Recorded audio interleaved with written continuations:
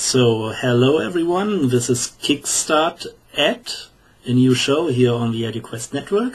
First episode, and with me is Andrew Miller, and he's one of the creators of SkyLight.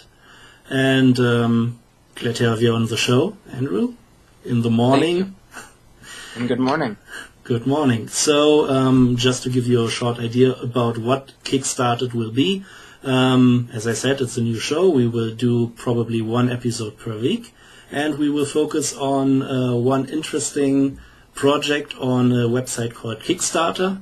In case you don't know Kickstarter yet, it's a site where people with interesting projects can go, post this project, and collect funding from basically people all around the world. And that's what Andrew and Tess did with SkyLight. So, Andrew, what would you say in 1-2 sentences, what is SkyLight all about? So SkyLight is about upgrading existing technologies to the digital age. And generally the SkyLight is a universal mount that connects any smartphone and almost any cell phone to just about any optical system. And that's particularly interesting because it'll connect any smartphone to any microscope. So suddenly you can take any microscope and make it a digital screen for viewing, or you can make it an email-enabled device for telemedicine, and we think that it's going to have potential benefits in classrooms and also in medical fields. So we're really excited about it. That's the quick summary. Okay. And, I mean, it's probably not the most common idea to connect a smartphone device to a microscope. So how do you get this idea? So I think almost all ideas come from a need. And so I was actually working on a design for a low-cost microscope for developing countries while I was in college. And while I was working on that microscope, I and some of the other people that I was working with, we were taking pictures with our cell phones to document our progress, and we would hold up our cell phones to our microscopes. And at that point, it was very difficult to use just holding your cell phone, but it would work. And so I realized that there was this big need. And then I thought about that problem some more and realized that it could meet not just the need of being able to take pictures with your cell phone, but it could meet a larger need to enable, I guess at that time I was thinking about telemedicine, but enable telemedicine. And the way that it would do that is that it would connect to any microscope regardless of age, and then you'd be able to transmit images, diagnostic or otherwise, to potentially a healthcare provider or a doctor far away. Mm-hmm. So it came out of a need.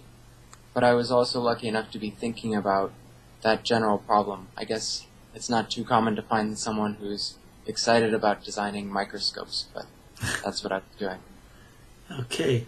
And microscopes, most of us probably don't come across that often.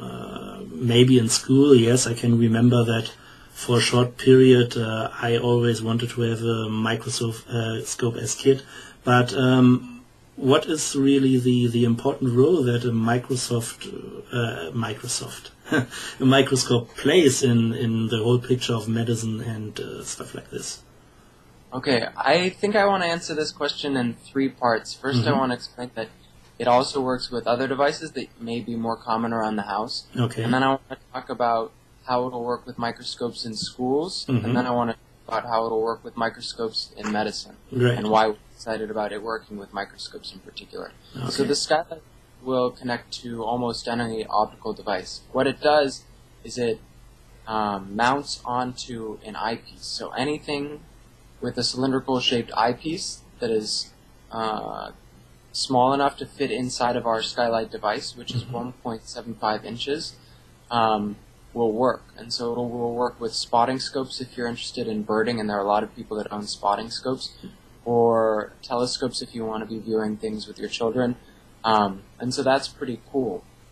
And that's really? Just for day to day in the house, and I'll send you a picture of it on those devices after we're done with this conversation. But then microscopes are pretty common in science classrooms, but they're maybe becoming out of vogue because, it's sort of like this old school technology. It's been around since Hooke, 1400s, Galileo, all of that. And so I think that the SkyLight's exciting because suddenly you can approach this old technology in a very new way, in a way that kids nowadays are very accustomed to doing. And that's with a cell phone. So kids are used to touching their cell phones and iPads and touching to have that haptic interactivity. Yeah. And if they don't have that, then they're not going to mentally engage with the subject. But microscopes are still really important to see the world at a different scale, and you encounter them still in almost every science classroom. And so to be able to put your cell phone onto a microscope, you can now start to engage it in this different way. So it's kind of like a psychological reorientation that it's a very simple, practical matter of making a mount, a universal mount. But this very simple device can do something that I think is kind of profound. And we're really excited about its use with microscopes in medicine because, and this is one other need that I saw when I was working on this microscope in college for developing countries, was that even if you've got the best technology in the world and you can deliver it to resource-limited or developing country areas, often it's not able to be used because there's no one to use it. And so the idea that you can connect sort of this distributed network, you can connect any doctor who's anywhere, maybe in the United States, to someone who's in need of a diagnosis anywhere else. Either that's in a developing country, or even we've had a lot of physicians or doctors in the United States buying SkyLights because there will be one doctor oversees 4 rural hospitals. And so instead of, and this is typical today, they have a courier who will take a sample and drive it to them once or twice a day. They'll be able to give a diagnosis immediately with just one person being at that location. And sometimes it's very critical to get that diagnosis right away. And this allows you to do it with existing technology. So you use email, you can use Skype, you can use FaceTime. We were just on Wired.com, and they were testing out the ability to use FaceTime with this device, which is pretty cool. So you can do real-time communication of images. So, how do we have to imagine the device looks like? And I think you have one there to show us. So, I'll pull it up right now. So this is, let's see. Can I this computer? But this is a SkyLight, and I'll pan around, and it's attached to a microscope. You can see here I have a cylindrical base that fits over an eyepiece, any sized eyepiece, and it clamps down, and it comes with rubber inserts to allow you to size between small eyepieces or larger eyepieces.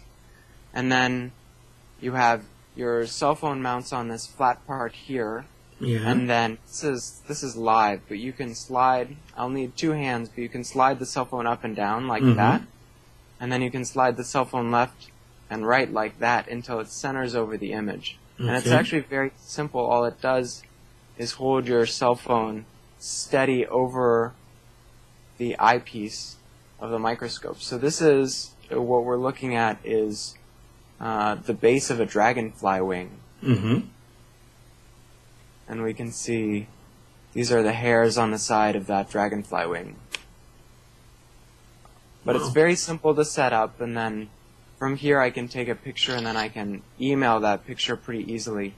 So this is all I would do if I was a healthcare worker working in a remote village in Malawi, and I wanted to get a diagnosis from, Dr. Hazel Awalt.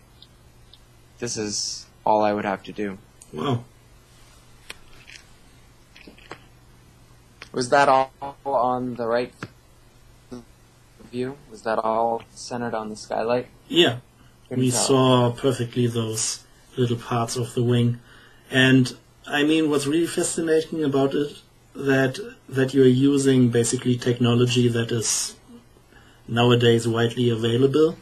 And as you said, the possibilities to use it with Skype, to have a conversation with a doctor on the other side of the globe, or I can imagine that it could also be interesting for other scientists like, archaeologists or bio people in the Amazon rainforest finding a new bug and stuff like this. So really amazing. And how much will this device cost?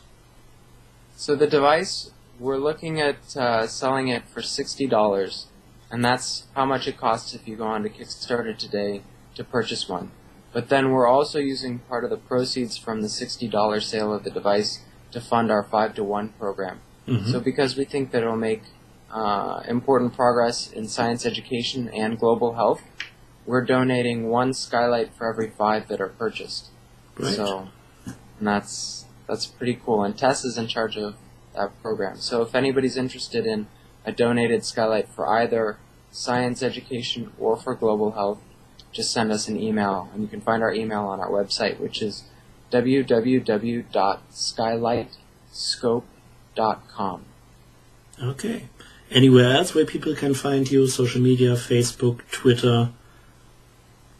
Well, we have our Kickstarter webpage. We're not really connected on Facebook or Twitter. Okay. We've got, So we definitely link your Kickstarter page and, of course, your website to this video. So either you will find it in the video description below or on our website. So, Andrew, anything else people should know about SkyLight? Well, one last thing is that it will work with any smartphone. And so I showed it with an iPhone, Mm-hmm. but it works with Android phones, it works with BlackBerry phones. And so really the sky's the limit, we're saying. So yeah, and I imagine also that maybe it could be interesting for app developers who then could possibly create special apps for this, because what you are doing is really connecting the device to the microscope or any other device, and I could imagine tons of things to do with it. So really great. So thank you. Well, thank you, Kay. Have a good day. You too.